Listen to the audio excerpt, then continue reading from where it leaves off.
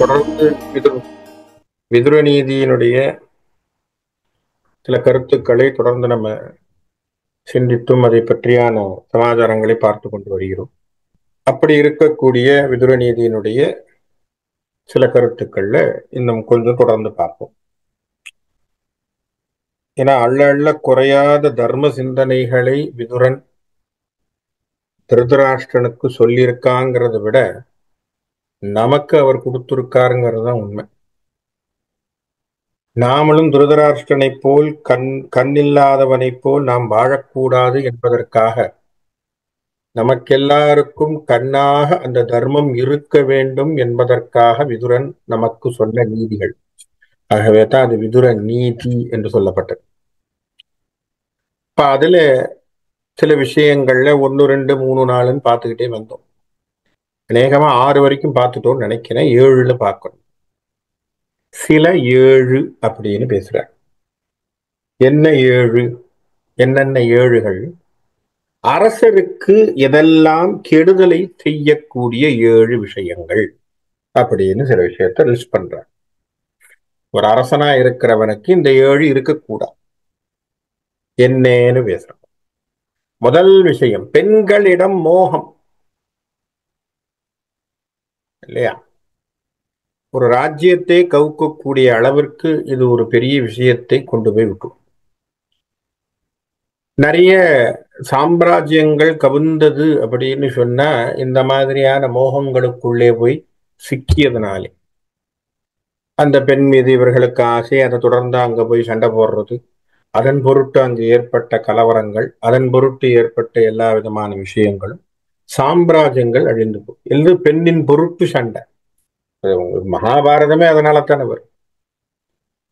இப்போ பெண்ணினால் ஏற்படக்கூடிய அழிவு அல்லது பெண்ணின் மீது ஏற்படக்கூடிய மோகத்தினால் வரக்கூடிய பிரச்சனை. ஆகவே அது முதலிலே பிரச்சனை. அது ராவணேஸ்வரன் கதையிலேருந்து நமக்கு எல்லாருக்குமே தெரியும். சூதாட்டம் 2வது. அதுவும் ஒரு கெடுதலை கொண்டு போய் தந்துரும்ட்டார். அடுத்தது 3வது, அளவுக்கு அதிகமாக வேட்டையாடுதல். தேவையில்லாம நாட்டுல இல்லாம வேட்டைக்கு போறேன்னு போறேன். அதுலயும் பிரச்சனை இருக்குங்கிறார். அடுத்தது கள் உண்ணுது. வள்ளுவர் கள்ளுண்ணாமைன்னே ஒரு அதிகாரம் வைக்கிறார். கள்ளுண்ணுவது என்பது இருக்கிறதுலேயே இழிவான ஒரு சமாச்சாரம் அப்படிங்கிறதுனாலே கள் உண்ணுவதை பற்றி, அதை செய்யக்கூடாது என்பதை பற்றியான விஷயத்தை ரொம்ப தீவிரமாக எதிர்க்கக்கூடியவராக திருவள்ளுவரே இருந்திருக்க. ஆகவே கள்ளுண்ணாமை. தடித்து பேசுதல். பேச்சுல ஒரு நிதானம் இருக்கிறது இல்லை சிலருக்கு. படபடான்னு பேசுற மாதிரி சில விஷயங்களை பேசுவது.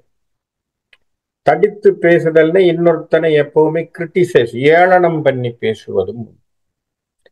கேட்டா கிண்டலுக்கு சொன்னேன்பா, எல்லாத்தையும் சொல்லிவிட்டு சும்மா கிண்டலுக்கு சொன்னேன். அப்ப அவனை ஹர்ட் பண்ணிட்டு அப்புறம் என்ன கிண்டல் இல்லையா? அவன் முகத்தை பாரு, அதை பாரு, இதை பாருன்னு சொல்லிவிட்டு கிண்டல்னு சொல்றான். இன்னைக்கு இருக்கக்கூடிய திரைப்படத்தினுடைய நகைச்சுவைகளும் அப்படித்தானே இருக்கு. இன்னொருவனை கேலி செய்வதை நகைச்சுவையாக கொண்டு போயிட்டாங்க. நீங்க பாத்தீங்கன்னா அது கூட அந்த காலத்துல நகைச்சுவைனா கருத்தோடு இருந்தவது நகைச்சுவை. இன்றைக்கு இருக்கக்கூடிய நகைச்சுவை எப்படி இருக்கு? இன்னொருவனை கேலியும் கிண்டலும் செய்வது நகைச்சுவை. அவனுடைய உருவத்தை பத்தியோ, அவனுடைய முகத்தை பத்தியோ, அவனுடைய விகாரத்தை பத்தியோ எதையோ ஒண்ணு சொல்றது. அப்படி ஒரு சமாச்சாரங்கள். அப்ப தடித்து பேசுவது நிறைய தப்பு.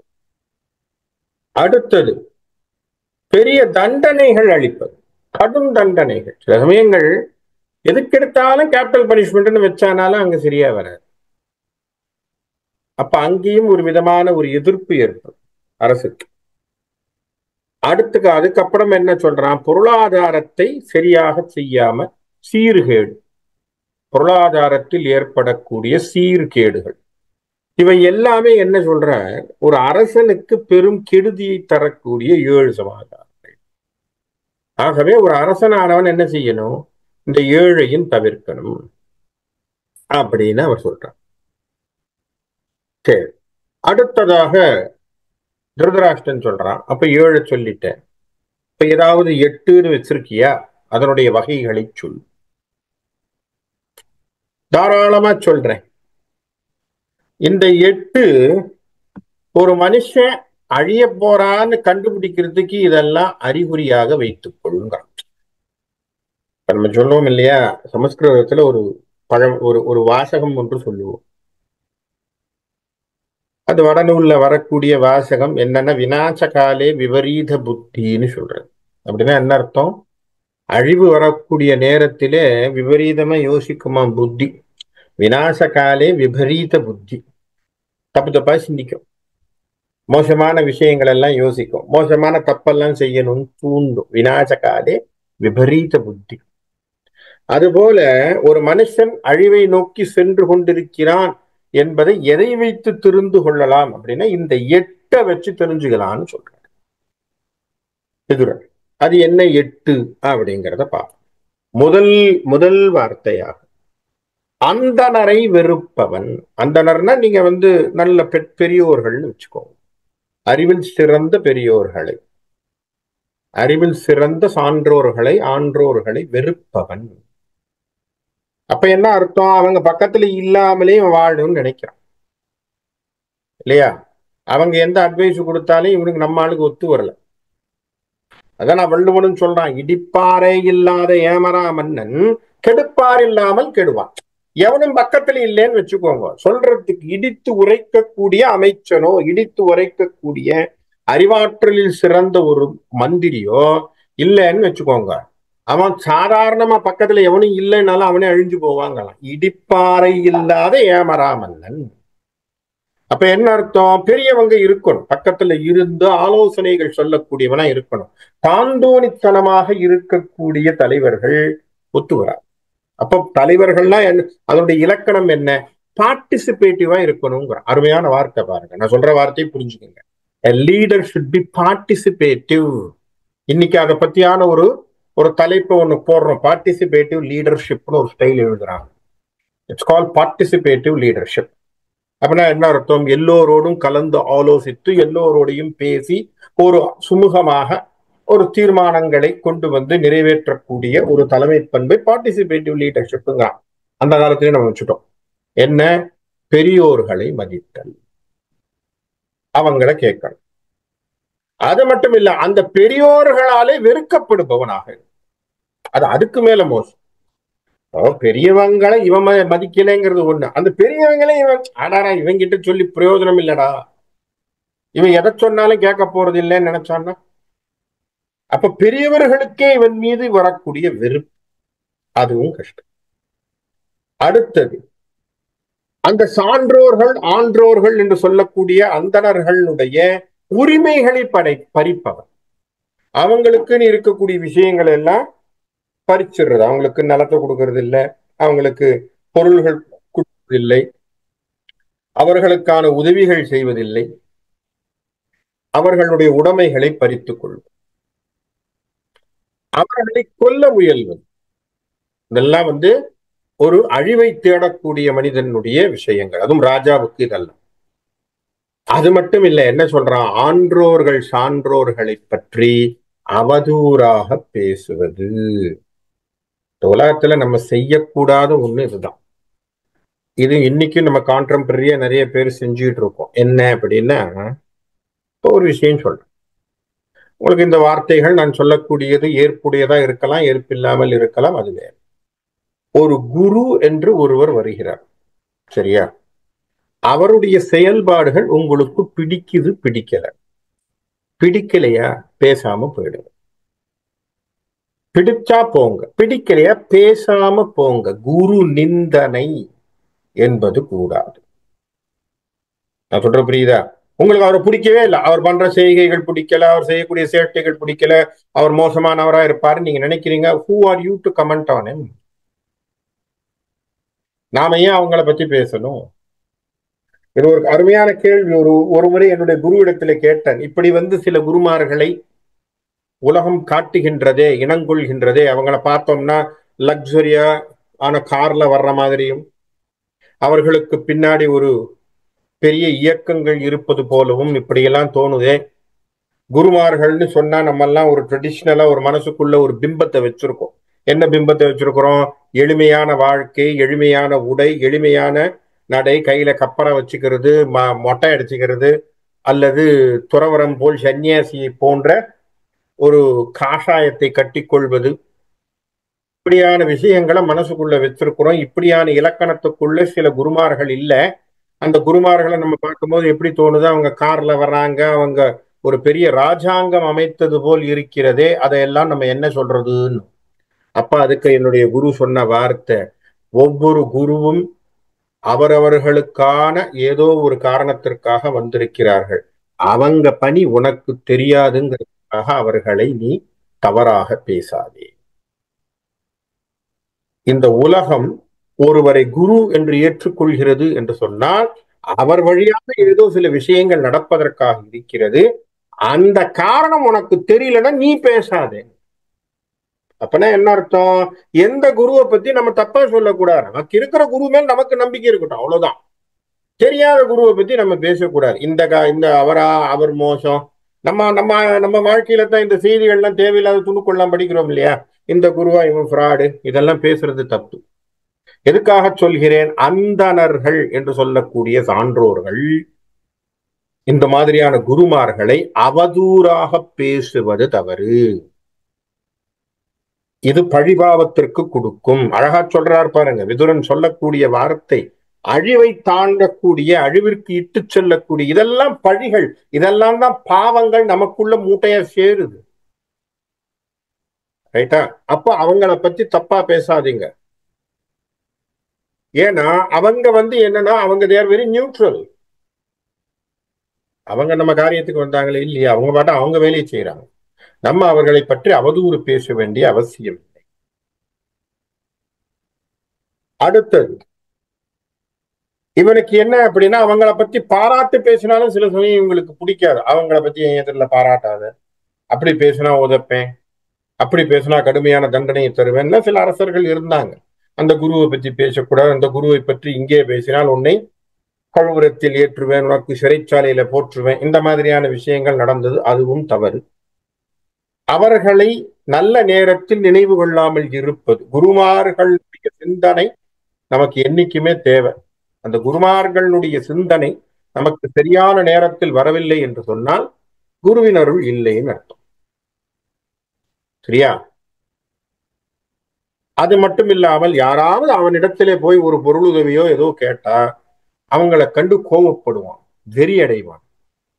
இது எல்லாமே எவனுக்கு வருதோ, அது மட்டும் இல்லாமல் அறிவாளி, இந்த மாதிரி இருக்கக்கூடிய விஷயங்கள், சுய அறிவு, அதை தவிர்த்தவன், இதையெல்லாம் எவனுக்கு இருக்கோ அவன் இந்த உலகத்திலே அழியக்கூடிய நாட்களுக்கு அருகாமையில் இருப்பவன்.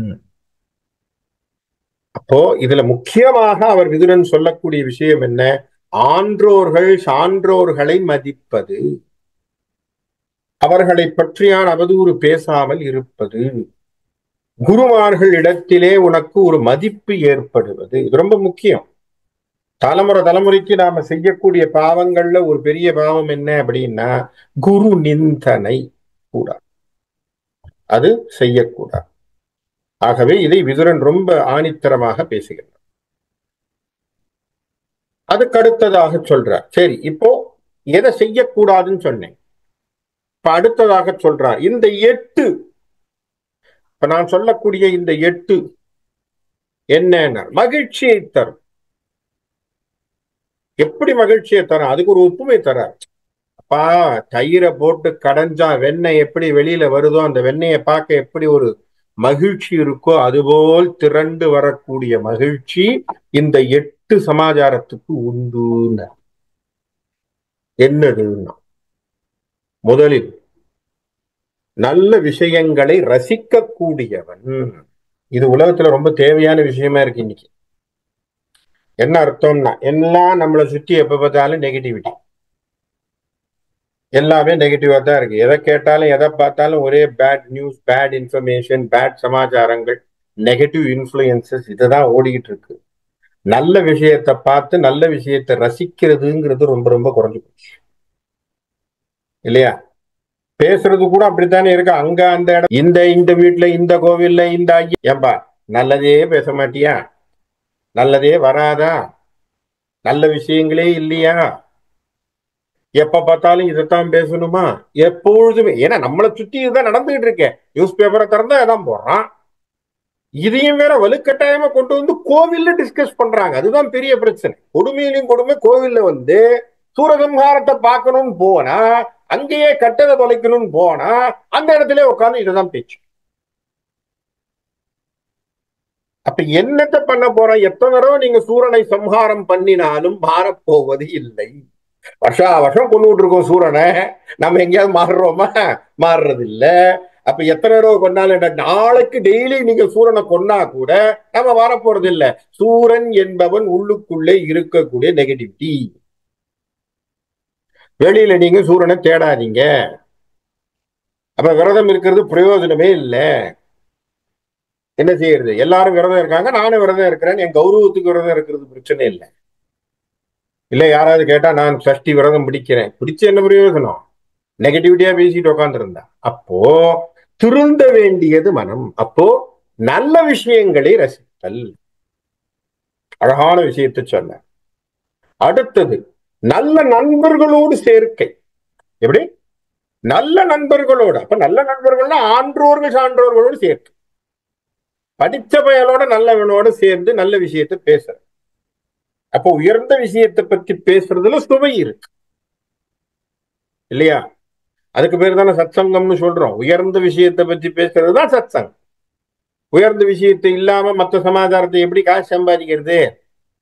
பிட்காயின்ல காசு போடுறதா, லேண்ட்ல காசு போடுறதா, ஷேர் மார்க்கெட்ல காசு போடுறதுன்னா அது பொருளாதாரத்தினுடைய சமாச்சாரம். அந்த சேர்க்கை சரியா வருமானு தெரியாது. அது சரியா இருக்குமாங்கிறது நம்மளால கேரண்டி சொல்ல முடியாது. நல்ல விஷயங்களை பற்றி பேசக்கூடிய நண்பர்களின் சேர்க்கை. அடுத்தது அழகான பொருள் பண வரவு. சரியா? எதிர்பார்க்கிற சமயத்துல கரெக்டா வரக்கூடிய பணம். அழகான மகிழ்ச்சி இல்லையா? நீங்க எதிர்பார்க்கல, ஆனா தானா வருது. அப்ப அது ஒரு கரெக்டான ஒரு வேலையில கரெக்டா வந்து தனக்குன்னு ஏற்படக்கூடிய விஷயத்தை தன்னுடைய செலவை அதை பார்த்துது. இப்ப கரெக்டான பணம் வரும். அடுத்தது அழகாக சொன்னான். பாரதி சொன்ன வார்த்தையை விதுரன் இங்கே சொல்கின்றான். ஒருவேளை விதுர நீதி படிச்சுதான் பாரதியார் பேர் போட்டிருப்பாரோன்னு எனக்கு நினைக்கிறேன். அழகா சொல்வார் இல்லையே, உச்சிதனை முகர்ந்தால் கர்வம் ஓங்கி வளருதடின்னு பேசுவார் இல்லையா? மெச்சி உனை ஊரார் புகழ்ந்தால் மேனி சீர்க்கிதடி. அப்ப என்ன அர்த்தம்? கன்னத்தில் முத்தமிட்டால் உள்ளந்தான் கல்வெறி கொள்ளுதல். இப்ப ரசிச்சிருக்கான் தம் பிள்ளைய இல்லையா? பாரதியாருக்கு பொண்ணுதான் பிறந்தான்னு கேள்விப்பட்டேன்.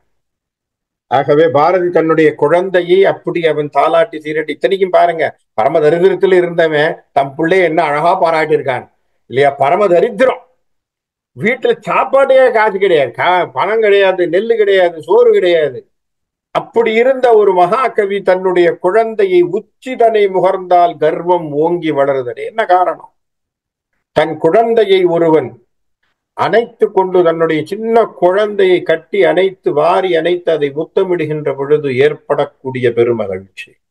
எழுதுறார் விதுரர். உன்னுடைய பிள்ளைகளை கட்டி அணைத்து முகர்ந்து. அப்ப இது ஒரு சைக்கலாஜிக்கலா இருந்திருக்கு போல் இருக்கு. அடுத்தது புதிய மனைவியோடு வாழுதல். தாம்பத்திய உறவு சொல்ல வேண்டாம்.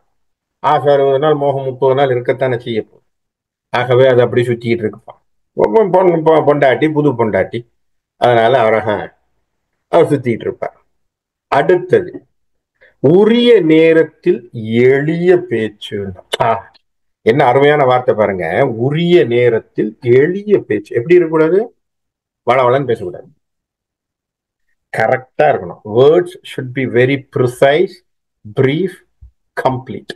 டன். எளிமைன்னா அதுதான். எளிமைனா என்ன நினைக்கிறாங்கன்னா ஒரு வார்த்தையில சொல்றது இல்லை. அப்படி கிடையாது. அது மணிரத்னம் வசனம் இல்லையா? டைரக்டர் மணிரத்னத்துடைய படத்துல ஒரு வார்த்தை அது கிடையாது. ப்ரிசைஸா இருக்கும், கம்ப்ளீட்டா இருக்கும். It should deliver the essence. கரெக்டா சொல்லிடணும். வளவளன்னு சொல்லப்படாது இல்லையா? நேற்று ஆரம்பிச்சு இன்னி வரைக்கும் போகக்கூடாது கதை. ஏடா நீ வரலையே உடனே ஆரம்பிச்சு நேத்து அப்படின்னு ஆரம்பிக்க கூடாது. இல்ல 1950 நான் வந்து அப்படின்னு அங்கெல்லாம் கதை இல்லை. இப்ப எளிய பேச்சாக இருப்பது, எளிமை என்பதுதான் உண்மையான விஷயம். சில சமயம் ரொம்ப எஃபெக்டிவான ஸ்பீச், எளிமையான ஸ்பீச் எஃபெக்டிவ் ஸ்பீச். ரொம்ப பெருசா பேச வேண்டிய அவசியம் இல்லை, 2 வார்த்தை நறுக்குன்னு சொல்லிட்டு வெளில போய். அப்படியெல்லாம் பேசக்கூடிய மகான்கள் இருந்தாங்க. பரமாச்சாரியர் அந்த மாதிரி ஒரு முறை ஏறி எல்லாரும் உட்கார்ந்து இருந்தாங்க. இவர் பேச போறாருன்னு எல்லாரும் மேடையில உட்கார்ந்து இருந்து கொண்டிருந்தார்கள். எல்லாரும் அப்படியே ஆச்சரியமாக பார்ப்பாங்க. பார்த்துட்டு இருக்காங்க. வந்தார், எல்லாரையும் பார்த்தார். பார்த்துட்டு சொன்னாரு, எல்லோரும் நல்லா நல்ல மனசுல நல்ல விஷயத்தை எண்ணுங்க, நல்லதை செய்யுங்கள், 4 பேருக்கு நல்ல உதவி செய்யணும்னு மனசை வச்சுக்கோங்க, சரியா? ஆடம்பரமான வாழ்க்கை வேண்டாம், எளிமையான வாழ்க்கையை வாழ தெரிந்து கொள்ளுங்கள், 4 பேருக்கு உதவி செய்யுங்க, பசின்னு வந்தா 2 பேருக்கு சோறு போடுங்க, தர்ம சிந்தனையில் வாழுங்கள், நன்றி வணக்கம் சொல்லி கீழே இறங்கிட்டார். இவங்க எல்லாரும் எதோ எதிர்பார்த்தாங்க, என்னென்னமோ பேச போறாரு, என்னமோ பேச போறாரு, அவ்வளவுதான். யாரோ பின்னாடி ஓடி போய் கேட்டாங்க, மகாபீர் பெரியவா நீங்க என்ன இவ்வளவு சீக்கிரமா முடிச்சுட்டாலே, எல்லாரும் வந்து இத்தனை பேர் உட்காந்துருக்காங்க. நிறைய பேசி என்னப்பா பிரயோஜனம், ஏதோ இதுவாவது உள்ளுக்குள்ள போகுதான்னு பாக்குறேன்னு. அதையும் கேட்டு நம்ம ஒன்றும் செய்யலன்னு வச்சுப்போமோ, அது வேற விஷயம். நம்ம எப்பவுமே அப்படித்தானே, நல்லது பேசினா மட்டும் நம்ம கேட்டுரு போறோமா என்ன? பாவம் சத்யசாய் பாபாவும் பேசி பேசி பேசி பேசி களைச்சு போயிட்டாரு. கடைசியில பேசவே வேண்டாண்டான்னு விட்டாரு. நான் பேசவே மாட்டேன்டான்னு விட்டாரு. எத்தனை 4000 ஹவர்ஸ் ஏதோ பேசியிருக்காரு கிட்டத்தட்ட டிஸ்கோர்ஸ். நம்ம எதையாவது ஒண்ணு கேட்டோம். ஏன்னா நாம ஒன்னே ஒண்ணுதான் வச்சிருக்கோம், யாரு சொன்னாலும் கேட்கறது இல்லைங்கிறத கொள்கையா தலைமுறையா பிடிச்சிட்டு வந்துட்டு இருக்கோம். அது ஒன்னதான் கர்மமா பிடிச்சிட்டு இருக்கோம். என்னது? யாரு சொன்னாலும் கேட்கறது இல்லை, அது யாரு சொன்னாலும் கேட்கறது இல்லை, இந்த காது அது கேட்காது அப்படிங்கிற ஒரு கொடுமையான விஷயத்த வழி வழியாக தெரிந்து கொண்டு. ஏன்னா அது கேட்க ஆரம்பிச்சாதான் தர்மம். பெரியவர்கள் சொன்னதை கேட்டால் தர்மம், அது கேட்கறது இல்லையே. கேட்டது அன்னைக்கே பகவத்கீதை ஏன் இன்னைக்கு ஓடிட்டு இருக்கு? காரணம் அன்னைக்கு கிருஷ்ணர் சொன்னது இன்னி வரைக்கும் நம்ம யாரும் ஃபாலோ பண்ணல, அவ்வளவுதான், சிம்பிள். திருக்குறளே அப்படியே இருக்கு, ஏன்னா நம்ம யாரும் ஃபாலோ பண்ணல, சிம்பிள். அதனால அப்படியே தான் இருக்கும். அது அந்த நூல் ஒண்ணும் மாற போறது இல்லை. அது போலத்தான் நம்முடைய வாழ்க்கை. காரணம் என்ன? எளிய பேச்சினை யாரும் ஒத்துக்கொள்வது இல்லை. ஆடம்பர பேச்சுக்கு எல்லாரும் போறாங்க. இல்ல நான் அப்படி, நான் இப்படி, நான் சிங்கம், நான் புலி, நான் கரடி, நான் நினைச்சானே எதை வேணா பண்ணுவேன், என்னால முடியாது ஒண்ணுமில்ல, நான் நினைச்சா அப்படின்னு டைலாக் எல்லாம் விட்டான்னா எல்லாரும் கையை தட்டி விசில் பறந்து இல்லையா பின்னாடி போய் நின்று கையை தட்டி, எதுக்குதான் கை தட்டுறான்னு இவனுக்கும் தெரியல அவனுக்கும் தெரியல. தலைவா, வருங்கால முதல்வரே அமெரிக்க ஜனாதிபதியான்ட்டான். இப்பெல்லாம் வர வர இது என்ன சொல்றது, முதலமைச்சர் எல்லாம் சொல்றது இல்ல, வருங்கால அமெரிக்க ஜனாதிபதின்ட்டான். வர வர அந்த ரேஞ்சு கொண்டு போயிட்டான். எவன் எங்க இருந்து எங்க போறான்னு யாருக்கும் தெரியல. இப்ப ரேஞ்ச் அந்த மாதிரி தான் இருக்கு.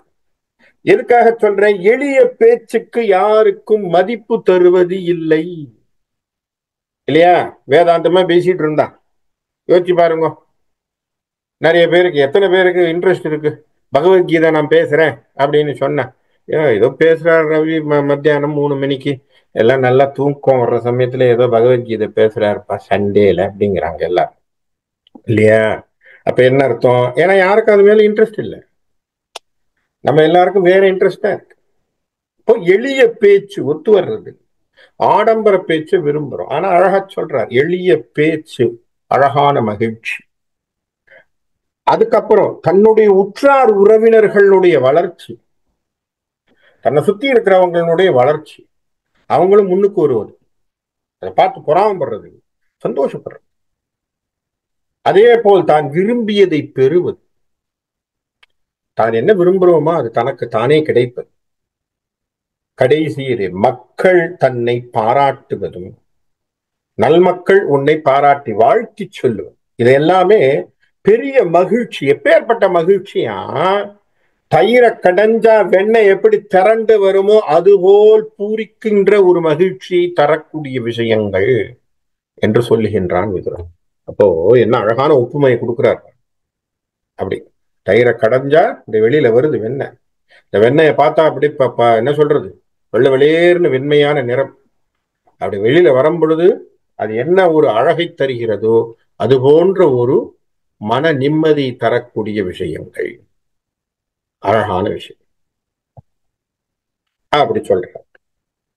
சொன்ன உடனே இப்போது 9 அப்படின்னு சொல்லப்படுற சொல்ற. ஒரு 9 இருக்குப்பா, இந்த 9 என்ன அப்படின்னு சொல்ற. 9 வாயல், 3 தூண்கள், 5 சாட்சிகள், ஒரு உடைமையாளன் உண்டு என்பது என்று உணர்ந்தவனே அறிஞன். என்ன சொல்றான்? 9 வாயில், 3 தூண்கள், 5 சாட்சிகள், ஒரு உடைமையாளன். இதை எவன் தெரிஞ்சுக்கிறானோ அவனே உணர்ந்த அறிஞன். அப்ப இது என்ன? 9 வாயில், உடம்பிலே இருக்கக்கூடிய 9 வாசலை பேசுகின்ற இல்லையா? உடம்பிலே இருக்கக்கூடிய 9 வாயில்கள், நவத்வாரம் அப்படின்னு சொல்றோம். உடம்புல இருக்கக்கூடிய 9 வாயில்கள், 3 தூண்கள். இந்த 9 வாயில் கொண்ட இந்த உடம்பு எதன் அடிப்படையிலே உங்களுக்கு நிக்குதுன்னா 3 தூண் இருக்கு. என்ன தூணு? அதைத்தான் அழகாக சொல்றோம். என்னது? வாதம், பித்தம், கஃபம் என்று சொல்லக்கூடிய 3. சரியா? வாதம், பித்தம், கபம். இந்த 3 தூண்களினுடைய ஆதாரத்திலே இந்த உடம்பினுடைய 9 துவாரங்களினுடைய வழிகளும் நடக்கும். அந்த 3 தூண்களினுடைய ஆதாரம், இந்த 9 துவாரங்கள் எதனுடைய சாட்சியில நடக்குதா? 5 சாட்சி. அது என்ன? பஞ்சபூதத்தின் சாட்சியாக. இப்ப பாருங்க, உடம்பு எதுக்கெல்லாம் எக்ஸ்போஸ் ஆயிருக்குங்கிறத சொல்றாரு பாருங்க. பஞ்சபூதங்கள் நம்ம எல்லாருக்குமே தெரியும், 5 எலிமெண்ட்ஸ். அந்த பஞ்சபூதங்களின் சாட்சியாக இந்த உடம்பானது இயங்கிக் கொண்டிருக்கிறது. இதற்கு ஒரே உடைமையாளன் என்று சொன்னான். யார் இந்த உடைமையாளன்? அதுதான்ப்பா உன்னுடைய ஆத்மா. ஆத்மாதான் இதனுடைய உடைமையாளன். அவன் தான் அதுக்குள்ள இருக்கான், இப்போதைக்கு இருக்கான் கேரக்டேக்கரா. அப்ப வேண்டான்னு நினைக்கும் போது வெளியில போயிடுவான். என்னைக்கு அவன் கிளம்புறான் அப்படிங்கிறத நம்ம தெரியாது, கிளம்புற நாள் நமக்கு தெரியாது. ஆகவே அந்த ஆத்மா என்கின்ற ஒன்று, த கேர்டேக்கர், அவர் தான் உள்ள உட்கார்ந்துருக்கார், அவர் தான் அதை பார்த்துட்டு. ஆகவே இதைத்தான் அவர் அழகாக இந்த விஷயத்திலே 9 வாயில்கள், 3 தூண்கள், 5 சாட்சிகள் இல்லையா? 5 சாட்சிகள், அப்புறம் ஒரு உரிமையாளனோடு நாம் வாழ்ந்து கொண்டிருக்கிறோம் என்பதை எவன் எந்த ஒரு அறிஞன் அறிகிறானோ, எவன் உணர்ந்து வாழ்கிறானோ அவனே அறிஞன் அப்படின்னு சொல்ற. ஓ, அழகான இந்த இந்த இடத்துல சிவவாக்கிய சித்தரனுடைய பாடல் ஒன்று ஞாபகம் இருக்கு. நமக்கு நிறைய பாட்டு இருக்கு. அந்த உடம்பு 9 வாசல்னு சொல்லக்கூடிய உடம்பு, அந்த சமாச்சாரங்கள் எல்லாமே நமக்கு நிறைய பாடல்களை நம்முடைய சித்தர்கள் கொடுத்திருக்கிறாங்க. ஆனா இந்த பாட்டினுடைய சுவாரஸ்யத்திற்காக இந்த பாட்டை நான் எடுத்தேன். மண் கலம் கவிழ்ந்த போது வைத்து வைத்து அடுக்குவார், வெண்கலம் கவிழ்ந்த போது வேணும் என்று பேணுவர், நன்கலம் கவிழ்ந்த போது நாரும் என போடுவார், என் கலந்து நின்ற மாயம் என்ன மாயம் ஈசனே. இதுதான் அவர் போட்டிருக்கக்கூடிய பாட்டு. அருமையான சித்தர் பாடல். என்ன பாட்டு சொல்றேன்? மண் கலம் கவிழ்ந்த போது வேணும் என்று பேணுவர். இப்போ கையில ஒரு மண் பாத்திரம் இருக்குன்னு வச்சுக்கோ, மண் சட்டி. நம்மளாம் ஒரு காலத்துல மண் சட்டி வச்சு உபயோகப்படுத்தினோம். இப்போ எல்லாம் மண் சட்டி எல்லாம் போய் எல்லாம் ஸ்டெயின்லெஸ் ஸ்டீல், சில்வர்லாம் வந்து, அலுமினியம் வந்து எல்லாம் அந்த மாதிரியான விஷயங்கள் எல்லாம் வந்திருக்கு. அந்த மாதிரி சமாச்சாரங்களுக்குள்ள போயிட்டோம். இப்போ மண் கலம் வைத்து நாம் ஒரு காலத்துல சமைச்சோம். இந்த மண் கலம் கீழே விழுந்து உடஞ்சதுன்னா என்ன பண்ணுவான்னா, அந்த சில்லு எல்லாம் இருக்கு இல்லையா, அந்த ஓடு, இந்த உடஞ்சு போன ஓட்டு சில்லு எல்லாம் எடுத்து ஒரு மூலையை வச்சுப்பாங்க. அது சில சமயங்கள் அதை வந்து மெடிசன் மாதிரி பண்ணுவாங்க, அதெல்லாம் பண்ணுவோம். இப்போ மண் கலம் போட்டாலும் என்ன பண்றான்னா, எடுத்து மூலையா வச்சுக்கிறான் இல்லையா? சரி, அது எதுக்கோ பயன்படுதுன்னு வச்சு வச்சு அடுக்குக்கிறான். வெண்கலம். இப்ப வெண்கல பானையெல்லாம் வச்சிருந்தோம், ஞாபகம் இருக்கா? ஒரு காலத்துல வெண்கல பானையெல்லாம் வச்சு அதுல சக்கரை பொங்கல் எல்லாம் பண்ணுவாங்க. அந்த காலத்துல எனக்கு ஞாபகம் இருக்கு. வெண்கல பானையில சக்கரை பொங்கல், சோறு வடிக்கிறது, இதெல்லாம் பெருசு பெருசா இருக்கும். அது கீழே விழுந்ததுன்னா என்ன ஆகுனா சொட்டை விழுந்துவான். இது ஒரு மாதிரி ஒடுக்கி போகும். அதை எடுக்கிறதுக்குன்னே ஒரு ஒரு ஆள் வருவான். அவங்க கிட்ட காசு கொடுத்து அதை தட்டிக்கிட்டு சரி பண்ணி அதெல்லாம் ரெடி பண்ணி வச்சுப்பாங்க. ஆனாலும் தூக்கி போடுறது இல்லை. பாருங்க, வெண்கலம் கவிழ்ந்த போது வேணும் என்று பேணுவர். அட, மண்கலம் விழுந்தாலும் அது இருக்கட்டும்டான்னு எடுத்து வச்சுக்கிறான் இல்லையா? வெண்கலம் கீழே விழுந்தாலும் அதை வேணும்னு வச்சு பேன்றான். நன்கலம் கவிழ்ந்த போது நாரும் என்று போடுவார். அப்பா, மனுஷன் செத்து போயிட்டான், போன பிறகு அவன் பாடி இருக்கட்டும்னு எடுத்து வைக்கிறோமாடே, நாரது தூக்கிட்டு போடாங்கிறான் இல்லையா? நன்கலம் கவிழ்ந்த போது நாரும் என்று போடுவார். அப்பா, இது என்ன வாழ்க்கை? இப்பேற்பட்ட வாழ்க்கை, மாயமான வாழ்க்கையை கொடுத்து வச்சிருக்கியேப்பா. இந்த மாயத்தை தவிர்த்து விடு. என் கலந்து நின்ற மாயம் என்ன மாயம் ஈசனே? என்னப்பா, இப்பேற்பட்ட ஒரு மாயத்தை எனக்குள்ளே தந்திருக்கிறாயே என்று சொல்லி ஒரு நிலையாமையை பற்றி சொல்லக்கூடிய ஒரு அழகான பாட்டை சிவவாக்கிய சித்தர் கொடுத்திருக்கக்கூடிய பாட்டு. காரணம் என்ன? உடம்பு என்பது அழியக்கூடிய வஸ்து. அதிலே நிலையாக இருக்கக்கூடிய ஒன்று ஆத்மா. அந்த ஆத்மாதான் அதனுடைய உரிமையாளன் என்பதை என்று புரிந்து கொள்கிறோமோ அப்பொழுதுதான் நாம் அறிஞன். அப்ப ஆத்மாவை பேண வேண்டுமே தவிர உடம்பை பேணுதல் தவறு. பேணுதல் தவறுனா அதுக்காக நாளைக்குல இருந்து தூக்கி போடணும்னு சொல்லல. இருக்கிறதுக்கு சரியான வாழ்க்கை. அதுக்காக அதை பத்தி அதை பெருசா ஆரோக்கியம், அதை பெருசா அழகுபடுத்தி அதை பெரிய லெவல்ல கொண்டாடி அதெல்லாம் பண்ணிட்டு இருக்கப்படாது. உடம்ப கொண்டாடுறது அப்படிங்கிறது தேவையில்லாத விஷயம் இல்லையா? அதனால அதை பற்றியான விஷயத்தை அழகாக இங்கே சொல்லி ஒரு அந்த மாதிரியான 9 அப்படின்னு சொல்லி முடிக்கிறார். அடுத்தது ஒரு 10. இப்பதான் அழகா 10 வச்சு சொல்ல போறேன். இந்த 10 என்ன அப்படின்னு பார்த்தா, நல்லொழுக்கத்தை, நல்ல ஒழுக்கத்தை இந்த 10 மனிதர்கள் உணர மாட்டார்கள். யாருக்கு என்னன்னே தெரியாது. யார் யாருன்னு பார்ப்போம். யார் அப்படின்னா, போதையில் உள்ளவன். எவனுக்கு போதையில் இருக்கானோ அவனுக்கு நல்ல விஷயங்கள், நல்ல ஒழுக்கங்கிறது தெரிய போறது. அடுத்தது கவனம் இல்லாதவன், கொஞ்சம் கூட கவனமே இல்லாம வாழக்கூடியவன், கேர்லெஸ் ஃபெலோ. அடுத்தது பித்தன், பைத்தியக்காரன். அடுத்ததாக ரொம்ப வேலை செஞ்சு சோர்வடைஞ்சு களைச்சு போனவன், எங்கேயோ படுத்தாலும் தூங்கினா போதும்னு நினைக்கிறவன். அவனுக்கு எது நடந்தா என்ன, அவனை சுத்தி எப்படி இருந்தா அவனுக்கு அது கொள்ளை கவலை இல்லை. அதுக்கப்புறம் கோபம் கொள்பவன், முன்கோபி இல்லையா? அடுத்தது பசித்தவன். இது கூட ஔவையார் சொன்னா இல்லையா? என்ன சொன்னா? பசி வந்தால் 10ம் பறந்து போகும். ஒரு 10 லிஸ்ட் கொடுக்குறா அப்படியே. பசி வந்திட 10ம் பறந்து போகும். நல்ல குணமெல்லாம் போயிடுமா, எதை பத்தியும் யோசனை இருக்காதுன்னு. பசி வந்திட 10ம் பறந்து, 10ன்னா 10 குணம். அந்த இடத்துல என்ன சொல்றான்? அவனுக்கு மானத்தை கூட விட்டுருவான் பசி வந்தான் சில சமயங்கள். ஏன்னா பசியை தீர்க்கணும். பிச்சை எடுக்கிறது கூட கேவலம் இல்லைன்னு போயிடுவோம். சொல்ற ஔவையார் சொல்றதுதான், நம்ம ஒண்ணு புதுசா சொல்லல. ஔவையார் சொல்லக்கூடிய வார்த்தை. அவனுக்கு அந்த மாதிரியான விஷயங்கள், ஏன்னா பசிக்குது அதனால பண்றான். எதற்கும் அவசரப்படுபவன், இவனுக்கு நல்லொழுக்கம் பத்தி தெரியாது. பேராசை கொண்டவன், காமம் மிக்கவன், எதற்கும் பயந்தவன்.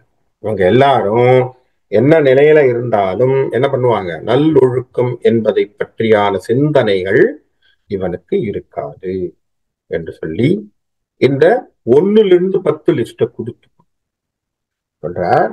இந்த இடத்துல மகாபாரதத்துல ஒரு அழகான ஒரு கதையை விதுரன் சொல்றான். இந்த இடத்துல ஒரு கதையும் பார்ப்போம், அப்ப சுவாரஸ்யமா இருக்கும். ஏன்னா விதுர நீதியே கேட்டுட்டு இருந்தா தர்மமே கேட்டுட்டு இருக்கிற மாதிரி இருக்கும், போர் அடிச்சு போயிடும். ஆகவே இந்த இடத்துல ஒரு அழகான ஒரு சின்ன கதையை ஒரு இடைச்செருகலாக விதுரன் பேசுறான். அது என்ன அப்படின்னா, பிரஹ்லாதன் என்கின்ற ஒருவன். நமக்கு எல்லாருக்கும் தெரியும் பிரகலாதன் யாரு. ஹிரண்யகசிபு என்று சொல்லக்கூடியவனுடைய பிள்ளை இல்லையா? ஹிரண்யகசிபு தான் என்ன சொல்றான்? நாராயணன் அப்படின்னு சொல்லப்படாது. ஓம் ஹிரண்யாய நமக அப்படின்னு சொன்னாதான் உனக்கு எல்லாம் கிடைக்கும்னு சொல்றான். அப்பா பேரையே சொல்லாம ஓம் நமோ நாராயணாய நமகன்னு இவர் சொல்லிவிட்டார். சொன்னதுல அப்பாவுக்கும் பிள்ளைக்கும் சண்டை.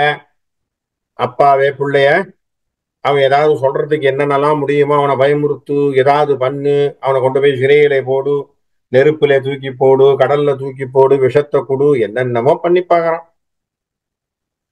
எதுலையுமே அவன் மாறவில்லை, அவன் மாழவும் இல்லை, அவன் இறக்கவும் இல்லை. அதனால மாண்டு போகாமல் வந்து கொண்டே இருக்கிறான் பிரகல்லாத். காரணம் அவன் ஜபித்த அந்த நாமம் அவனை காப்பாற்றி கொண்டிருக்கிறது. ஓம் நமோ நாராயணாய நமः. இப்ப கடைசியில கேட்கறான், எல்லாருக்கும் தெரியும் நரசிம்ம அவதாரம் ஏற்பட்ட காரணங்கள். அப்ப அந்த தூணில இருக்கானா துரும்புல இருக்கானான்னு கேட்க, இந்த தூண்ல இருக்கான்னு சொல்ல அந்த தூணை போட்டு உடைச்ச உடனே வெளியே சீறி புறப்பட்டு வந்தது. கம்பராமாயணத்தை அழகாக சொல்லுவான். இந்த நரசிம்ம அவதார படலத்தை கம்பன் பேசுவான். சிரித்தது அச்சிங்கச் செய்யம் என்றுவான். அப்படி கர்ஜனை பண்ணி வெளியில வந்துதான் சிங்கம். அழகாக கம்பனுடைய வர்ணனை இருக்கும். அது அப்புறமா கம்பராமாயணம் பார்க்கும்போது பார்க்கலாம். அப்படி அழகாக வெளியே வெளிப்பட்டு அந்த சிங்கம் வந்து தன்னுடைய கையையும் நகங்களையும் வைத்து அவனை அடித்து கொன்று அதை முடிக்கிறது. பிரகல்லாதனுடைய சரித்திரம் நமக்கு தெரியும். அந்த பிரகல்லாதனுக்கு ஒரு பிள்ளை, அவன் பேரு விரோச்சனா அப்படின்னு பேர். விரோச்சனா, சரியா? இந்த விரோச்சனம் அவன் கூட படிக்கக்கூடிய இன்னொரு நண்பன், அவன் பேர் சுதன்வா அப்படின்னு. இந்த ரெண்டு பேரும் குருகுலத்திலே இருக்கிறாங்க, படிக்கிறார்கள், பண்ணுகிறார்கள். ஒரு காலகட்டத்திலே அந்த ஊரிலே அந்த இடத்திலே வரக்கூடிய ஒரு அழகான ஒரு பெண், நல்ல யவ்வன பருவத்திலே இருக்கக்கூடிய அழகான ஒரு பெண், அவளுக்கு பேர் கேசினின்னு பேர். அந்த பெண்ணிடத்திலே ரெண்டு பேருக்கும் காதல் ஏற்படும். சுதன்வாக்கும் ஏற்படுது, பிரகலாதனுடைய பிள்ளையான விரோசனம். சுதன்வா யாருன்னு சொல்லிடுறான். சுதன்வா என்கின்றவன் ஆங்கிரச மகர்ஷியினுடைய வழியில் வந்தவன். அவன் ஒரு அந்தணன், அவன் பிராமணன் சுதன்வா. விரோச்சனன் பிரகலாதனுடைய பிள்ளை. இப்படி ரெண்டு பேர், ஒரு சத்திரியன் ஒரு பிராமணன், ரெண்டு பேரும் படிக்கக்கூடிய இடத்திலே அவர்கள் ஒரு யவ்வன பருவத்துக்கு வந்த பிறகு அங்க அந்த அழகான ஒரு பெண்ணை பார்த்து இருவருக்கும் ஒரு ஆசை ஏற்படுகிறது. இந்த கேசினிய ரெண்டு பேரும் காதலிக்கணும் தீர்மானம் பண்றாங்க. அப்ப ரெண்டு பேருக்கும் பேச்சுவார்த்தை ஏற்படும் போது ஒருத்தனுக்கு ஒருத்தன் தே அண்டர்ஸ்டாண்ட். ஓ, இவனுக்கும் பிடிக்குது எனக்கும் பிடிக்குது அப்படிங்கிற மாதிரி தெரியும், ரெண்டு பேருக்கும் தெரிய வந்த உடனே அப்ப ரெண்டு பேரும் பேசிக்கிறான். யாருக்கா கேசினி சரி அப்படி. சுதன்மா சொல்றார், நான் வந்து இந்திரியங்களை அடக்கியவன், அந்தன குலத்திலே வந்தவன், இந்திரியங்களை அடக்கியவன், வேதங்களை கற்றவன், அறிவு சார்ந்த விஷயங்களுக்குள்ளே ஒரு விஷயத்துக்குள்ள போகக்கூடியவன். ஆகவே கேசினியை நான் திருமணம் செய்து கொண்டாள் அல்லது கேசினி என்னோடு சேர்ந்தாள், அவளுடைய வாழ்க்கையிலே ஆன்ம பேரின்பத்தை தந்து அவளுக்கு பேரின்ப வாழ்க்கைக்குள்ளே நாங்க போறதுக்கு வசதியா இருக்கும். ஆகவே கேசினி என்னோடு இருப்பது சரி அப்படிங்கிற மாதிரி அவர் பேசுறார். விரோச்சனன் சொல்றான், அதெல்லாம் இல்லை, என்ன பேசுற நீ? நான் சத்திரியன், எங்க அப்பா சத்திரியன். நான் நினைச்சேன்னா பல ராஜ்யங்களை போய் பிடிக்க முடியும் இல்லையா? நான் நினைச்சேன்னா பெரிய ராஜ்யங்களை கொண்டு போய் பிடிக்க முடியும், என்னால் யாரையும் ஜெயிக்க முடியும். நான் இப்ப நினைச்சேன்னா கூட படையை திரட்டி கொண்டு போய் நான் சண்டையை போட முடியும். அதனால எனக்கு தெரிஞ்சு உன்னை விட நான் தான் சரியானவன். ஆகவே கேசினி எனக்குத்தான். இப்படி ரெண்டு பேருக்கும் யார் பெருசு யார் பெருசுங்கிற மாதிரி ஏதோ ஒரு பேச்சு ஓடுது. எப்படி போயிட்டு இருக்கும் பொழுது சுதன்வா சொல்றான், சரி நாம ஏன் பேசி நமக்குள்ள சண்டையை போடுவானே, அந்த பொண்ணுகிட்டே போய் கட்டுருவோம். அவளுக்கு யார் மேல இன்ட்ரெஸ்ட் இருக்கும், அவள் யாரை ஏற்றுக்கொள்கிறார்களோ, அவ யார ஓகேன்னு சொல்றாளோ அவங்க அவளோட இருக்கட்டும். மற்றவர்கள் அந்த இடத்துல இருக்கக்கூடாது, நம்ம போயிடணும். இதோட கொடுமையாக அவர்கள் என்ன பேசிக்கிறாங்க அப்படின்னா, அதுல விரோதம் சொல்ற அப்படி கிடையாது. மற்றவன் உயிரோடு இருக்கக்கூடாது, இறந்து போயிடும் அப்படின்னு. சரி, சம்மதம். போய் கேசினிய போய் பாக்குறாங்க. கேசினிக்கு என்னடா இது, ரெண்டு பேரும் இப்படி திடீர்னு கேட்ட உடனே அவளுக்கு ஒன்றும் புரியல. ஏதாவது ஒன்று சொல்லி சமாளிக்கணுமே நம்ம யோசிக்கிறான். யோசிச்சுட்டு சொல்றான், ரெண்டு பேர்ல யார் பெரியவங்கன்னு நான் முடிவு பண்ண முடியாது. அதை முடிவு பண்ணுவதற்கு ஒரு நல்ல நடுநிலையாக இருக்கக்கூடிய ஒருவரை நீங்க பார்த்து அவர்கிட்ட போய் கேளுங்க. அவர் யார சொல்றாரோ நான் ஏற்றுக்கொள்கிறேன். அப்ப எல்லாரும் யார போய் கேட்கறது, என்ன சமாச்சாரம், யார போய் பண்றது அப்படின்னு ஏதோ சிந்தனையில் இருக்கும் பொழுது கேசினியே சொல்றார், எனக்கு தெரிஞ்சு நம்முடைய மகாராஜா பிரகல்லாதன் சரியானவர், அவரை போய் கேள். அதுல விஷயம் என்னன்னா, கேசினி பிரகல்லாதன் என்று சொல்லும் பொழுது சுதன்வாவும் மறுக்கல. காரணம் என்ன அப்படின்னா, பிரகல்லாதன் நடுநிலை நாயகமாக இருந்து தீர்ப்பு சொல்லுவான் என்பதை சுதன்வா ஏற்றுக்கொள்கிறான். இத்தனைக்கும் விரோச்சனுடைய அப்பா இல்லையா, விரோச்சனனுடைய அப்பா தன்னுடைய பிள்ளை ஒரு பக்கம். பாருங்க எப்படி ஒரு ஒரு சூழ்நிலை.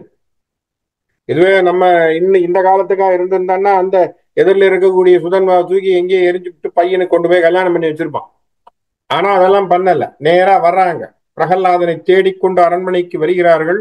அரண்மனையிலே பிரகல்லாதன் உட்கார்ந்து இருக்கிறான். வந்த உடனே வாப்பா வாப்பா, என்னப்பா சமாச்சாரம், ரெண்டு பேரும் வந்திருக்கீங்க, என்ன விஷயம் சொல்றாங்க. ரெண்டு பேர்ல யார் சிறந்தவர் என்பதை நீங்கள் முடிவு செய்ய வேண்டும். மற்றவன் உயிர் துறப்பான், நீங்க யாருன்னு சரின்னு சொன்ன பிறகு இருப்பான். என்னப்பா எனக்கு ஒன்றும் புரியல, என்ன புதுசா புதிர் போடுற மாதிரி சொல்றேன் நீ, எனக்கு ஒன்றும் புரியல. இல்ல, இந்த மாதிரி எங்களுக்கு ஒரு சிக்கல், ஆகவே இந்த சிக்கலை தீர்த்து வைக்க நீங்கள் தான் சரி. ரெண்டு பேரும் ஸ்டன்னாய் நிக்கிறாரு. சுதன்மாவை பார்த்து சொல்றாரு, நீ என்னை நம்பி வந்திருக்கிற, அப்ப சந்தோஷம். இப்போ உனக்கு என் மேல நம்பிக்கை இருக்கு, நான் நடுநிலையாக இருந்து தீர்ப்பு சொல்வேன்ட்டு நீ என்னை ஏத்துக்கிற இல்லையா, சந்தோஷம், நான் சொல்றேன். என்ன பிரச்சனை, இந்த மாதிரி நாங்க கேசினி என்கின்ற பெண்ணை திருமணம் செய்து கொள்ள ஆசைப்படுகிறோம். ரெண்டு பேருக்கும் இப்போ யோசனை யாரு அப்படிங்கறத பத்தி நாங்க டிசைட் பண்றோம். இப்ப பிரகலாதன் கேட்கறான், சரி நான் ஒரு கேள்வி கேட்கிறேன், அந்த கேள்விக்கு யார் பதில் சொல்றாங்களோ அவர்களை நான் அறிவில் சிறந்தவனாக ஆக சரியானவன் என்று சொல்லி நான் தீர்மானம் செய்கிறேன். யார் சிறந்தவன் அப்படிங்கிறத நீங்க யோசிச்சு சொல்லணும். சிறப்பு என்பது ஒருவனுக்கு எதிலே வருகிறது. சத்திரியனாகிய விரோதனன் யோசிச்சுட்டு இருக்கான், என்ன பதில் சொல்றது. போர் திறமைன்னு சொல்றதா, கல்வின்னு சொல்றதா, பல நாட்டை பிடித்தது சிறப்புன்னு சொல்றதா, பல இடத்துல போய் பட்டங்கள் வாங்கியது சிறப்புன்னு சொல்றதா, எப்படின்னு யோசிச்சுட்டு இருக்கான். சுதன்வா தான் பெரிய, ஏன்னா இது ஆங்கிலச மகரிஷியினுடைய வழியில வந்தவர் இல்லையா. அவர் சொல்றார் பிரகலாதர்கிட்ட, மகாராஜா எனக்கு பதில் தெரியும் சொல்றேன், என்ன சொல். எவன் ஒருவன் பிறன் உடைய பொருளை திருடாமல், பிறன் உடைய நிலத்திலே ஒன்றை கூட அபகரிக்காமல், பிறர் பொருளின் மீது ஆசைப்படாமல் எவன் ஒருவன் வாழ்கிறானோ அவனே சிறந்தவன், அவனை இந்த உலகம் மதிக்கும் என்ற வார்த்தையை பேச. இன்னொருத்தனுடைய நிலத்தை எடுக்காம வார்த்தையை பாரு. ஏன் இப்போ விதுரன் இந்த வார்த்தையை திருதராஷ்டிரன் இடத்திலே சொன்னான், இப்ப புரிஞ்சிருக்கும். இந்த வார்த்தையை திருதராஷ்டிரனுக்கு சொல்றான். யார் சொன்னதாக? சுதன்வா சொன்னதாக, பிரகல்லாதன் முன்னால இந்த ஆன்சரை சொன்னதாக சொல்றான். இந்த வார்த்தையை கேட்டவுடன் பிரகல்லாதன் ஒரு நிமிடம் அப்படியே ஸ்தம்பிச்சு போறான், ஆச்சரியத்துல நின்று போயிட்டான். அவனே நின்று போட்டான். இந்த பக்கம் இந்த விதுரன் இந்த வார்த்தையை சொல்லிவிட்டு ஒரு 2 நிமிஷம் சும்மா இருந்தானா, போட்டிருக்க கதையிலே, விதுர நீதியிலே வருது. 2 நிமிஷம் சும்மா இருந்தானா, திருதராஷ்டிரன் என்னதான் பண்றான். ஏன்னா அவன் மனசுல என்ன ஓடுதுன்னு பார்ப்போம்னு யோசிக்கிறார். என்ன காரணம்? எவன் ஒருவன் இன்னொருத்தன் நாட்டை அபகரிக்க பார்க்கிறானோ பிடிச்சிட்டான். பாயிண்ட் அது. சொன்ன உடனே பிரகல்லாதன் தன்னுடைய இருக்கையில் இருந்து எழுந்து சுதன்வா இடத்துல வந்தானா. வந்துட்டு சொன்னானா, சுதன்வா நீ பெரியவன்பா, உன்னுடைய அறிவுக்கும் உன்னுடைய தர்ம சிந்தனைக்கும் நான் தலை வணங்குகிறேன். அவன் தன்னுடைய பிள்ளைய பார்த்து சொன்னானா, விரோச்சனா இன்னைக்கு சொல்றேன்ப்பா, அவங்க அப்பாவினுடைய அறிவு அவனை வளர்த்ததை பார்த்த உடனே நான் தெரிஞ்சுக்கிறேன், அவனை வளர்த்த அளவுக்கு உன்னுடைய அப்பாவாகிய நான் கூட பெருசா வளர்க்கல தர்ம சிந்தனையில. ஆகவே அவனுக்கு முன்னாடி நான் ரொம்ப, அவங்க அப்பாவுக்கு முன்னாடி நான் பெரிய லெவலான அப்பான்னு சொல்ல மாட்டேன். நான் கீழே தான் இருக்கேன். அவங்க அம்மா இப்பேற்பட்ட ஒரு தர்ம சிந்தனையோடு அப்படி ஒரு சாஸ்திர சம்பிரதாயத்தை மனதிலே ஏற்றிக் கொண்டிருக்கக்கூடிய, நீதிகளை பற்றி தெளிவாக சிந்திக்கக்கூடிய ஒரு பிள்ளையை பெற்றெடுத்த தாயார், அவன் தாயார் உன் தாயாரை விட வசத்தியப்பா. ஆகவே எனக்கு தெரிஞ்சு கேசினியை சுதன்வா திருமணம் செய்து கொள்வது சரி. ஆனால் அப்படின்னு சொல்லிட்டு கண்ணில் தண்ணி வந்தது. என்ன? ஏன்னா போட்டி என்ன? யார் பெரியவனை இன்னொருத்தன் மாண்டு போக வேண்டும். அப்போ சொல்லிட்டு அழுதுட்டு சுதன்வாவை பார்த்து சொன்னாராம், அப்பா என்னதான் இருந்தாலும் எனக்கும் புத்திர வாத்சல்யம்னு ஒண்ணு இருக்கு. என் பிள்ளைன்னு நான் கொஞ்சம் என்னுடைய மனசு இதுவா இருக்கு. ஒரே ஒரு விஷயம் உன்கிட்ட கேட்டுக்கிறேன். என்னன்னா, என் பிள்ளைய உயிரோடு இருக்கிறதுக்கு நீ பர்மிஷன் கொடுக்கணும். நான் கேட்டுக்கிறேன், கெஞ்சி கேட்டுக்கிறேன்ப்பா. ஏன்னா எனக்கு இருக்கக்கூடிய புத்திர வாத்சல்யம், அவன் தான் என்னுடைய பிள்ளை, அவன் இருக்கணும்னு ஆசைப்படுறேன். தப்பா நினைச்சுக்காத, ஏதோ நடுநிலை இல்லாம பேசிட்டேன்னு நினைக்க வேண்டாம். கண்டிப்பா கேசினி உனக்குத்தான். அவளை நீதான் எல்லா விதத்திலையும் தகுதியானவன். என் பிள்ளை தகுதி இல்லை, அவனுக்கு அந்த தகுதி வரல. ஏன்னா இன்னும் அவன் பதில தேடிக்கிட்டு இருக்கான். நீ கரெக்டா சொல்லிட்ட, நீதி நேர்மையோடு பேசிவிட்டாய், உனக்குத்தான் சரி. ஆனா என்னுடைய ஒரே ஒரு கடைசி கோரிக்கையாக நான் இதை வைக்கிறேன் என்று சொன்ன உடனே சுதன்வா சொன்னானா, ஐயா நீங்கள் நடுநிலை நாயகமாக இருப்பீர்கள் என்று கேள்விப்பட்டேன். இன்னைக்கு நான் பார்த்தேன். உங்க பிள்ளைக்குங்கிறதுக்காக நீங்க நீதியை மாத்தி சொல்லல. சந்தோஷப்படுறேன், வணங்குகின்றேன். உங்கள் வாயால் நீங்கள் என்னை பெரியவன் என்று சொன்னதில் நான் ஒப்புக்கொள்கிறேன். எனக்கு கேசினியின் மீது பற்று கிடையாது, எனக்கு கேசினியின் மீது பெரிய ஈர்ப்பும் கிடையாது. ஆனால் பின் ஏன் நான் இங்க வந்தேன், எதற்காக நான் இங்கே வந்தேன் என்று சொன்னால், இந்த உலகம் பிரகல்லாதன் என்கின்ற ஒரு மனிதன், பிரகல்லாதன் என்கின்ற ஒரு ராஜா எப்படி நடுநிலையாக தன் பிள்ளைக்கும் விட்டு கொடுக்காமல், அவனுக்காக ஒரு சார்பாக இல்லாமல் எப்படி அவன் தீர்ப்பு சொல்றான், இந்த உலகம் தெரிந்து கொள்ள வேண்டும் என்பதற்காகத்தான் நான் இதை செஞ்சேன். நான் ஒரு துறவி, அந்தணனி போல் எங்களுடைய மகரிஷியினுடைய குலத்துல வந்தவர்கள், எனக்கு கல்யாணத்து பற்றில்லை. தயவு செய்து கேசினியை விரோசனனுக்கே திருமணம் செய்து தாருங்கள் என்று சொல்லி கிளம்பி போறான். இப்ப இந்த எபிசோட சொல்லி விதுரன் நிறுத்துறான். நிறுத்திட்டு திருதராஷ்டிரன் முகத்தை பார்க்கறான். என்ன யோசிக்கிறான்? என்ன காரணம்?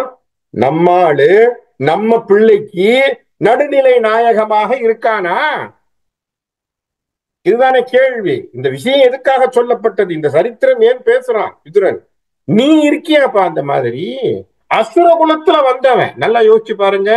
அசுர குலத்தில் வந்தவன், அசுர மரபிலே வந்தவன், எல்லாரையும் தூக்கி போட்டு கொடுமை செய்யக்கூடியவன். அவன் பிள்ளை எப்படி இருக்கான்?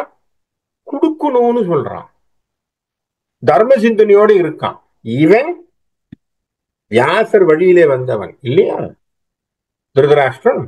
சரிதானே? வியாசரின் வழியாக வந்தவன். இவனுக்கு எப்படி மனசு இருந்திருக்கணும்? என்ன மனசு வரணும் இவனுக்கு? சொந்த பிள்ளையின் மீது பாசம் இல்லாமல் தன்னுடைய சகோதரன் பிள்ளைகளுக்கு கொடுக்கணுங்கிற ஒரு எண்ணம் வந்திருக்கணுமா இல்லையா? சொல்லிட்டு சொல்றான், நீ பெரியப்பாவா இருந்து இல்லப்பா, நீ இல்ல கொடுத்துருக்கணும் சொல்லிட்டான் விதுரன். நீ இல்லப்பா கொடுத்துருக்கணும். தர்மனை போன்ற ஒரு பிள்ளையை உனக்கு, அவன் உன் மேல உசுரே வச்சிருக்கான், மரியாதையை வச்சிருக்கிறான் அந்த பையன். அவனுக்கு இல்ல நீ இவனுடைய ராஜ்யத்தை கொடுத்துருக்கணும். அவன் வந்து கேட்ட உடனே நீ உன் பிள்ளையே இருறா, நம்ம செஞ்சது தப்பு, அவங்க போயிட்டு வந்தாச்சு, அவங்க நியாயம் முடிஞ்சு போச்சு, நம்ம திரும்ப கொடுக்க வேண்டியது நம்முடைய கடமை என்று சொல்லி நீ இல்ல செஞ்சிருக்கணும். நீ பெரியவனா இருந்த அந்த வார்த்தையை சொல்லாமல் இன்னும் துரியோதனனுக்கு கொடுக்கணும்னு ஆசைப்பட்டு உட்கார்ந்துருக்கியே, இதுதான் காரணம் திருதராஷ்டிரா, உனக்கு தூக்கம் இல்லாமல் நீ இருப்பதற்கு காரணம். புரியுதா? ஏன் இப்போ இன்னும் கலக்கத்தோட உட்கார்ந்து இருக்க காரணம், உன் மனசு தவிக்குது. உன் பிள்ளைக்கு எல்லாம் கொடுத்துடணும்னு ஆசைப்படுற. எங்க தர்மனுக்கு போயிடுமோ, எங்க பாண்டவர்களுக்கு போயிடுமோ நீ நினைக்கிறப்பா, அது சரியில்லை. ஆகவே தான் நான் இந்த சரித்திரத்தை உனக்கு சொல்லுகின்றேன், இதை புரிஞ்சுக்கோ அப்படின்னு சொல்லி இங்க இடத்துல இன்னொரு கதையை, சின்ன கதையை விதுரன் சொல்வதாக இங்க ஒரு குறிப்பு இருக்கு. இது ஒரு வித்தியாசமான ரெஃபரன்ஸா இருக்கு. இருந்தாலும் அது விதுர நீதியிலே வருவதால் நான் சொல்றேன். என்ன ரெஃபரன்ஸ்னா, அவர் ஒரு கதை சொல்றார். சிவனும் பார்வதியும் இருவரும் கைலாயத்திலே விளையாடி கொண்டிருக்கிறார்கள். ரெண்டு பேரும் தாயக்கட்டை இந்த மாதிரி தாயம் விளையாடி கொண்டிருக்கிறார்கள். அப்ப தேவேந்திரன் அப்படின்னு சொல்லக்கூடிய இந்திரன் அங்க வரான். வந்து கைலாயத்துக்குள்ள நுழையிறான். நுழைஞ்சா சிவகணங்கள் எல்லாம் வாங்கோ வாங்கோ வாங்கோ அப்படிங்கிறாங்க. உள்ள வந்துட்டான். வந்தா சிவனும் பார்வதியும் உட்கார்ந்து விளையாடிட்டு இருக்கிற இடத்துக்கு இவர் வந்துட்டார். இவங்க பாட்டா புருஷன் பொண்டாட்டி நல்லா விளையாடிட்டு இருக்கிறாங்க. இவன் யார் வந்தாலும் இவங்களுக்கு அவன் கவலை இல்லாம இவங்க பாட்டா இருக்காங்களாம், விளையாடிட்டு இருக்காங்களாம். இவனுக்கு கோபம் மேல ஏறிக்கிட்டே இருக்கு. நான் தேவேந்திரன், நான் வந்து நிக்கிறேன், என்ன ஒரு நிமிஷம் கூட இந்த மனுஷன் பார்க்காம ரெண்டு பேரும் புருஷன் பொண்டாட்டியும் விளையாடிட்டு இருக்காங்க அப்படின்னு இவனுக்கு ஒரே கோபம். கண்டுக்கவே இல்லை, இவங்க ரெண்டு பேரும் விளையாடிட்டு இருக்காங்க. உடனே இவன் சொல்றான், ருத்ரா. திரும்பி பாக்குற, ஓ பாப்பா இந்திரா, எப்போ வந்த, என்ன சமாளம்? நான் வந்து ரொம்ப நேரம் ஆகி போச்சு, என்ன நீ பார்க்க கூட இல்லை, எனக்கு நீ மரியாதை கூட கொடுக்கல. அகந்தையில் ஆடாது. பதவின்னு பார்த்தா உன்னை விட பெரிய பதவி எங்களுக்கு. ஆனா நாங்க அதையெல்லாம் யோசிக்காம நாங்க பாட்டுக்கு இருக்கோம். சும்மா உன்னுடைய வேலையை பார்க்க. அப்படியா, என்னுடைய வீர தீர சூர பராக்கிரமம் தெரியாது, நான் இல்லைன்னா உலகத்துல அது நடக்காது, அது நடக்காது. சிவன் சொன்னான, இந்த இந்த இந்த மாதிரி ஆணவத்தோடு ஆடுவதுதான் தவறு, அதனால தான் ரொம்ப கஷ்டம். ஆகவே உன்னை நான் திருத்தணும் அப்படின்னு சொன்னா உன்னை கொண்டு போய் ஒரு சிறைச்சாலையில கொஞ்ச நாள் போட்டு வைக்கிறேன், உள்ள கொஞ்ச நாள் இரு அப்படின்னு சொல்லி கொண்டு போய் சிறையில் அடைக்கிறாராம். அந்த சிறையிலே அடைக்கின்ற பொழுது அங்கே ஏற்கனவே 4 இந்திரர்கள் இருக்கிறார்களாம். இந்த மாதிரி, சரியா, இது விதுரன் சொல்லக்கூடிய கதை. பட் 4 இந்திரர்கள் ஏற்கனவே இருக்கிறாங்க. அங்க கொண்டு போய் 5ஆவதாக இவனை போட்டுவிட்டு இந்த இந்திரனையும் போட்டுட்டு சொல்றாராம், இப்போ உங்களுக்கு என்ன தெரியுமா தண்டனை? நீங்கள் 5வரும் மனித குலத்தாக பிறந்து பாண்டுவின் புத்திரர்களாக பிறந்து நீங்கள் வருவீர்கள் என்று சொல்லி சிவன் சொன்னதாக விதுரன் இந்த கதையை சொல்றார். இது விதுர நீதியில தான் இந்த கதையை பார்க்கிறேன் நான். அந்த ரெஃபரன்ஸையும் சொல்லிடுறேன். இது வரைக்கும் நான் இந்த கதையை வெளியில பார்த்தது இல்லை, விதுரன் சொல்வதாக. ஆகவே அந்த பஞ்ச பாண்டவர்கள் என்பவர்கள் திருதராஷ்டிரன் கிட்ட சொல்றான், அவங்க இந்திர ஸ்வரூபம் அப்பா, உனக்கு தெரியல. அவங்க இந்திர ரூபத்திலே இருந்தவர்கள், இந்திரனாக இருந்தவர்கள். ஆனா உனக்கு தெரியல அவங்கள, ஏன்னா உனக்கு ஞான கண்ணிலே நீ அவர்களை பார்க்கல, ஏன்னா உனக்கு அந்த யோசனையும் இல்லை. நீ ஏதோ சாதாரணமான மானிடர்கள் நினைச்சுக்கிட்டு வாழ்ந்துகிட்டு இருக்க. ஆகவே அது தவறு என்று சொல்லி அவருக்கு இப்படி ஒரு சமாச்சாரத்தை ஃபீட் பண்ற. இப்போ அந்த கதையினுடைய குறிப்பு இதுல வருது. அப்ப விதுர நீதியிலே இப்படி ஒரு கதையை, இப்படி ஒரு ரெஃபரன்ஸை நம்ம இப்பதான் பார்க்கிறோம். இது வரைக்கும் நான் வேற இடத்துல அதை நான் பார்த்ததும் இல்லை, நான் சைட் பண்ணதும் இல்லை. இதுதான் ஃபர்ஸ்ட் டைம் அதை நான் பார்க்கிறேன். இப்ப எதுக்காக சொல்றேன்? இப்போ விதுரன் இப்படி ஒரு சமாச்சாரத்தை சொல்லி திருதராஷ்டிர இடத்திலே, ஆகவே அவர்கள் இப்பேற்பட்ட குணநலத்தோடு இந்திரனுடைய சுரூபமாக வந்தவர்கள்.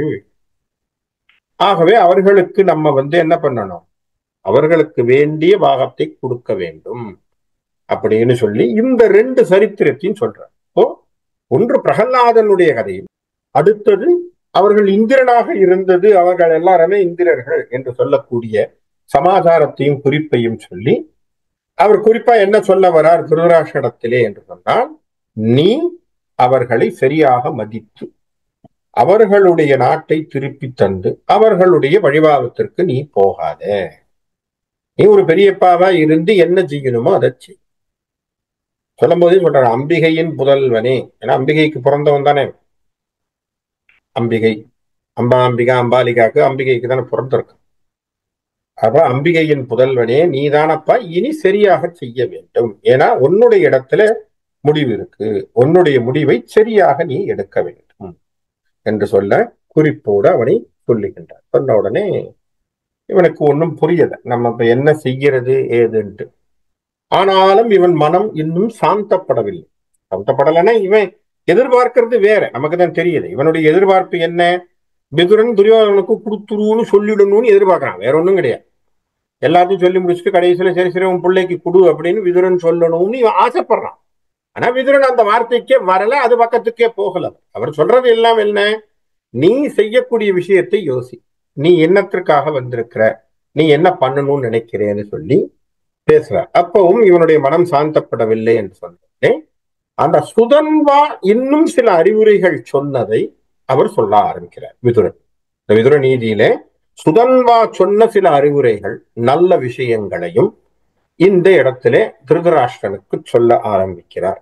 அவர் என்னென்ன சமாச்சாரங்கள், எப்படி ஒரு அரசன் இருக்கணும், எப்படியெல்லாம் இருக்க வேண்டும் என்பதை சுதன்வா என்ன மாதிரியான முறையீடுகளை சொல்லியிருக்கிறார் அப்படிங்கிறதான் அடுத்த வரக்கூடிய செஷன்ல பார்ப்போம். அதுல என்ன பேசுறார், சுதன்வா என்ன பேசியிருக்கார், சுதன்வா என்ன மாதிரியான விஷயங்கள் எல்லாம் சொல்றார், அதை திருதராஷ்டிரனுக்கு இவர் குறிப்பாக என்ன பேசியிருக்கார் அப்படிங்கிறதெல்லாம் நம்ம அடுத்த வரக்கூடிய செஷன்லயே நம்ம இன்னும் விரிவாக அதை பற்றி பார்ப்போம். இன்றைக்கு இந்த இடத்துல அந்த 2 சரித்திரங்களையும் குறிப்பாக திருதராஷ்டிரனுக்கு சொன்னதை சொல்லி, அதனால் நீ ஒரு நல்ல அரசனா இருந்து நல்ல தீர்ப்பை சொல்லணும் அப்படின்னு விதுரன் சொல்லி அவனுக்கு நிறுத்துறார். இன்னும் மனம் சஞ்சலத்தோடு திருதராஷ்டிரன் அமர்ந்து கொண்டிருக்கிறார்.